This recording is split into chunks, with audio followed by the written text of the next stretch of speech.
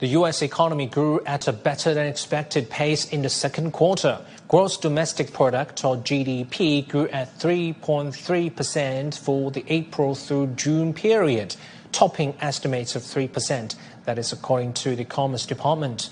The figure follows a 0.5% contraction in the first quarter. Q2 data was previously reported to have jumped 3%. The revision reflects a sharp rebound in U.S. economic activity. For more insights on the latest U.S. economic data, I want to bring our guest, Jameel Ahmad, Chief Analyst at GTC. Thanks for joining us, Jameel. How do you assess the performance of U.S. GDP in the second quarter? 3.3%. That's really good. In one word, impressive. And it's a significant bounce back from the first contraction in roughly 3 years, because over the first quarter, the U.S. economy did contract. If you look a bit deeper into the details of the numbers, we have some good, and we also have some that might show a little bit of concern.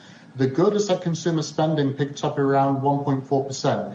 As we've spoken about before, consumer spending does account for the largest component of the US GDP. However, what I would also look into is that we did have a drop in imports, suggesting that over the first quarter, businesses were importing heavily because of the expected tariffs, and the imports dropping does suggest that actually tariffs are starting to play a role.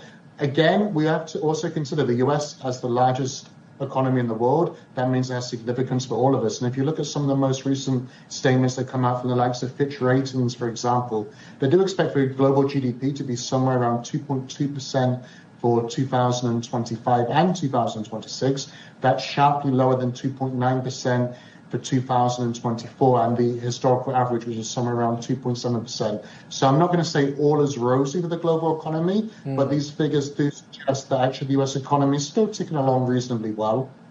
Yeah, that's good for anyone who sells to the U.S. market. Now the revised reciprocal tariffs announced by U.S. government are now taking effect. You just mentioned a lot of tariffs, and it's a complicated basket, from 10, 15% to 25, 50%. It's complicated. What impact are these tariffs having on U.S. economic performance for Q3 and Q4 at least?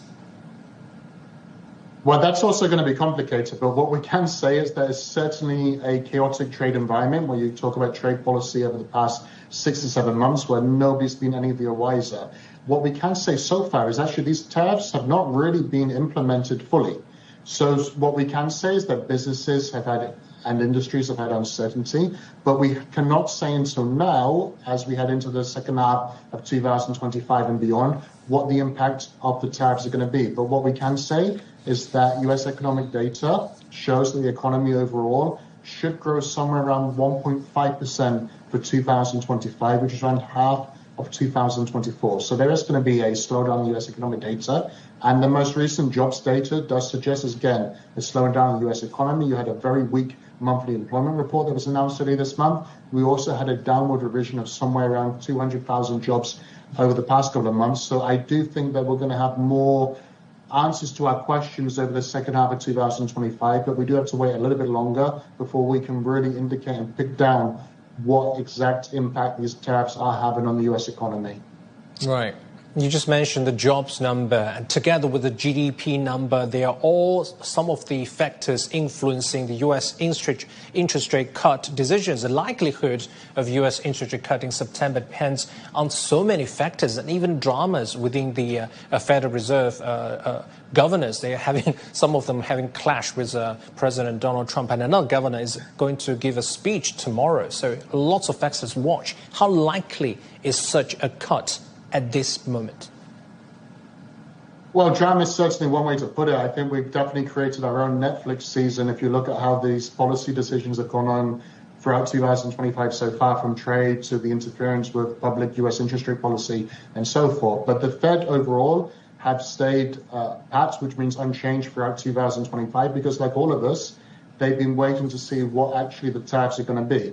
Having said that, we do now expect the U.S. Central Bank to resume cutting interest rates, something they did multiple times in 2024. I think they're going to cut in September and we're likely going to get another cut towards the end of the year, maybe in December, based on US economic momentum. But if these jobs data and these jobs reports continue to signal weakness for the US economy, do expect for the pressure cooker to heat up even higher when it comes to the public expectations of the US Central Bank to cut interest rates.